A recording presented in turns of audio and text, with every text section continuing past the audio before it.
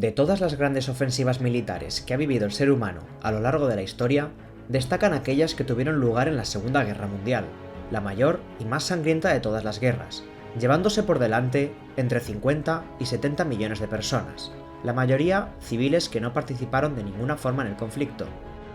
Pero hubo un acontecimiento que no estuvo marcado por los grandes enfrentamientos en las calles, ni los avances militares de los países vencedores, sino un momento en la historia donde la desesperación para salvar la vida de medio millón de soldados atrapados en Francia acabó en uno de los mayores milagros de la historia bélica del mundo moderno.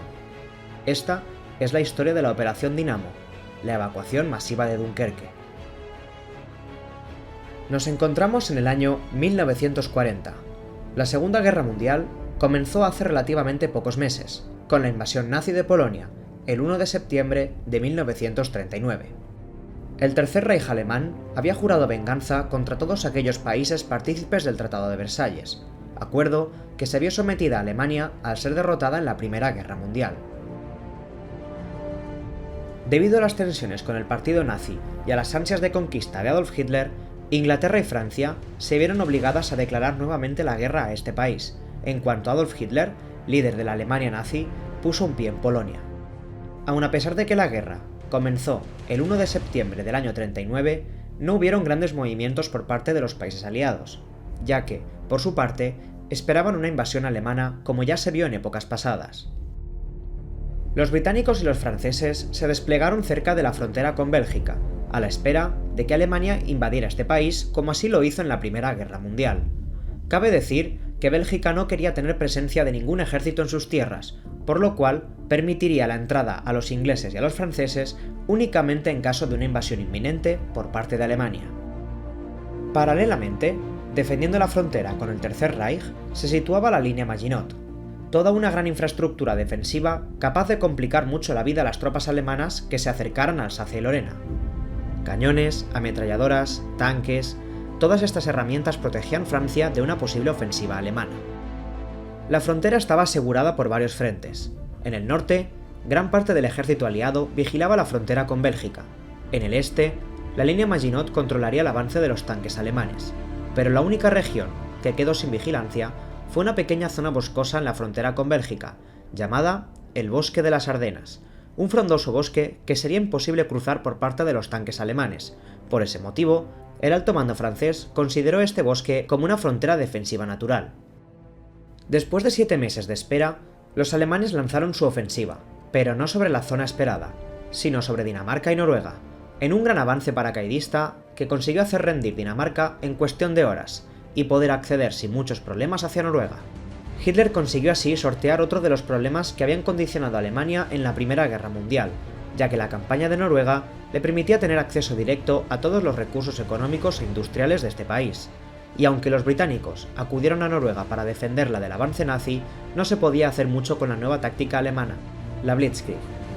La Blitzkrieg, llamada así por la rapidez de las conquistas alemanas, era una táctica de batalla que consistía en una combinación de fuerzas aéreas junto con la colaboración de los paracaidistas y un uso masivo de los Panzer alemanes que permitían desmoralizar, rodear y destruir rápidamente al enemigo, y por ese motivo, tanto Polonia como Noruega cayeron sometidas rápidamente ante el avance nazi.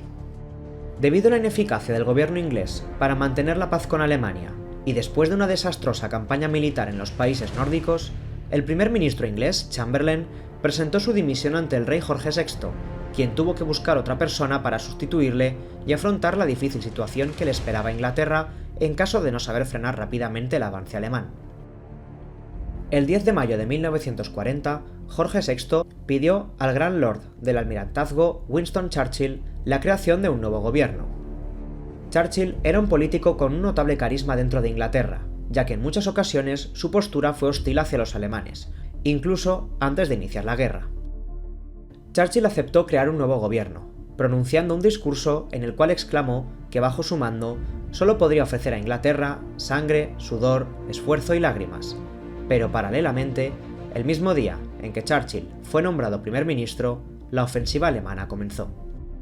El 10 de mayo de 1940, los alemanes lanzaron su ofensiva hacia todas las regiones del Benelux. La Haya, Luxemburgo, Rotterdam, todos los territorios de los Países Bajos entraron en alerta máxima ante la presencia de la Luftwaffe alemana y sus paracaidistas. Los gobiernos aliados no tuvieron ninguna duda. Se trataba de una ofensiva igual a la de 1914.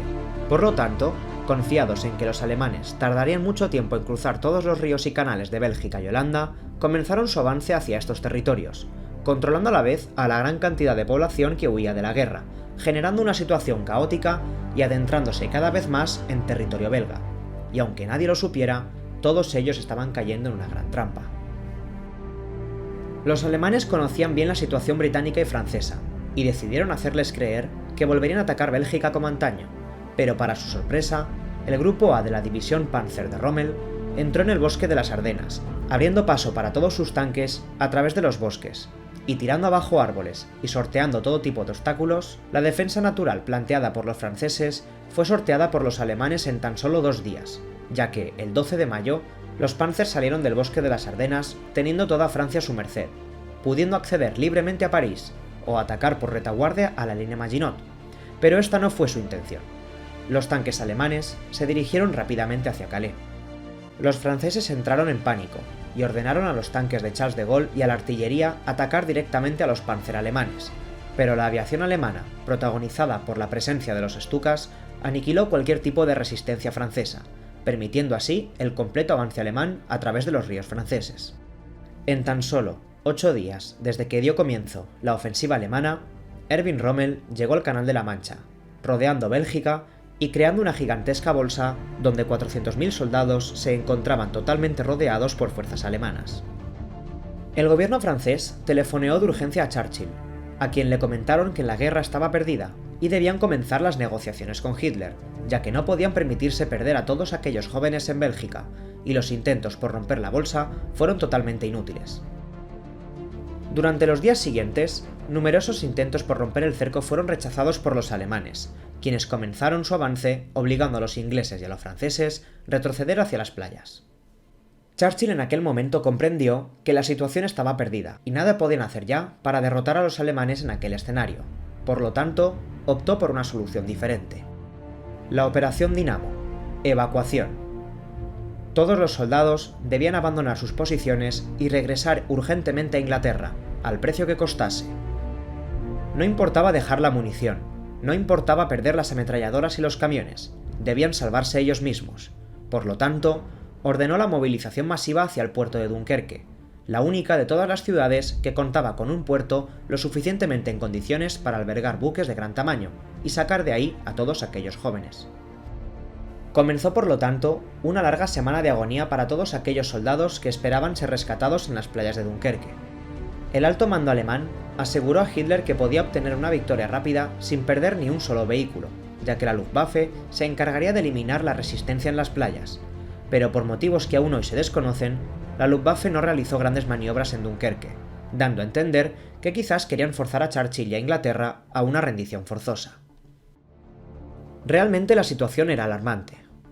Los generales británicos no esperaban que la Operación Dinamo fuera en gran medida satisfactoria, ya que, siendo optimistas, conseguirían evacuar a unos 50.000 soldados, 50.000 de los 400.000 que había en Dunkerque.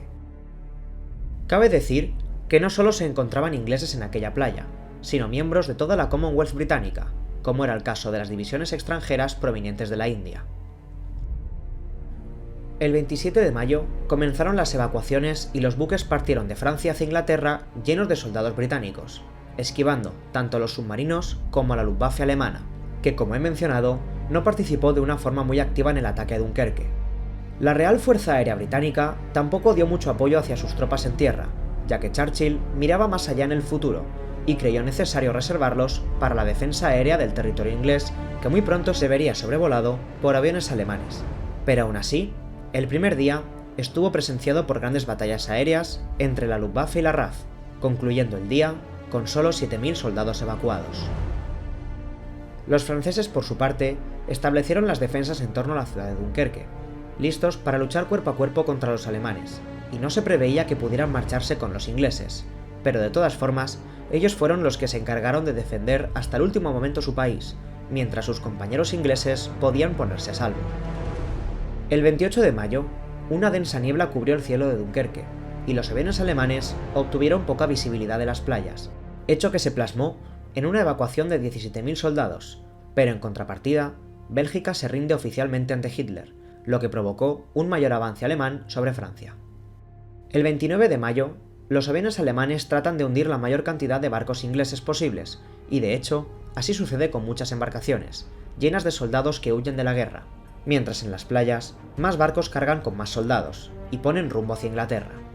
Termina el día con 48.000 soldados evacuados. El 30 de mayo, una densa niebla vuelve a cubrir el cielo de Dunkerque, y debido a la presión francesa desde el sur protagonizada por los tanques de Gaulle, los alemanes centran su atención en ellos, permitiendo dar un respiro en las playas de Dunkerque. 53.000 soldados son evacuados ese día.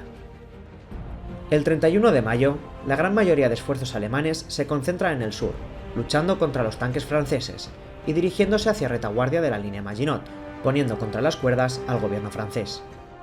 Churchill ordena la participación de las pequeñas embarcaciones en la Operación Dinamo.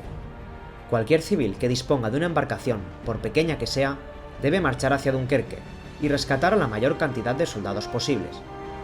Muchos son obligados, pero otros muchos parten voluntariamente a sabiendas que los aviones alemanes no dudarán en intentar hundirlos. Gracias a esta iniciativa, casi 70.000 soldados son evacuados. El 1 de junio, percatados de la situación en Dunkerque, los alemanes vuelven a concentrar sus esfuerzos en atacar las playas, y los alemanes luchan encarnizadamente contra los franceses, quienes no tienen intención de retirarse ni de huir, y gracias a este esfuerzo, 63.000 soldados son evacuados. El 2 de junio, el perímetro está casi cerrado, el puerto de Dunkerque es bombardeado, y solo 26.000 soldados son evacuados. El 3 de junio, con los alemanes prácticamente entrando en las playas, 26.000 soldados son evacuados, y el 4 de junio, a las 3:30 de la madrugada, zarpa el último barco, llevando a otras 26.000 personas a bordo, y con los alemanes tomando completamente todo el puerto de Dunkerque. La Operación Dinamo, que tenía como objetivo rescatar a 50.000 soldados de las playas francesas, consiguió rescatar a casi 350.000. Por ello, lejos de demostrar una situación fatalista, los ingleses se concedieron una pequeña victoria, un rayo de esperanza ante un escenario terrible, donde los ejércitos franceses lucharían solos contra Alemania a la espera de una rendición. La situación, aunque satisfactoria para los ingleses, no auguraba nada bueno. No se había conseguido una respuesta eficaz ante el avance alemán. Habían perdido gran parte del material militar en Francia, y el futuro se avistaba negro, ya que Hitler tenía intención de comenzar un ataque por toda Inglaterra en cuanto Francia se hubiera rendido. Pero por otro lado, el logro de haber salvado la vida a todos aquellos jóvenes despertó un sentimiento patriótico de invencibilidad y resistencia a muerte contra el enemigo alemán, porque, aun a pesar de que el gobierno francés se rindió a los alemanes tan solo 2 semanas después, y que Inglaterra se encontraría sola ante la amenaza nazi, Churchill procuró mantener siempre la moral alta de todos sus ciudadanos, realizando grandes discursos que la población acogió de buen grado. Y aunque la voluntad de Hitler era la de obtener una rendición definitiva inglesa mediante el miedo y el bombardeo masivo de sus ciudades, Churchill mantuvo firme al país, exclamando: «Lucharemos en las playas y en las colinas, lucharemos en los mares y en los océanos, lucharemos con gran esfuerzo y determinación en el aire. Defenderemos nuestra isla sea cual sea el precio a pagar. Lucharemos en las ciudades, en las montañas, lucharemos en las calles y en los acantilados. Nosotros nunca nos rendiremos».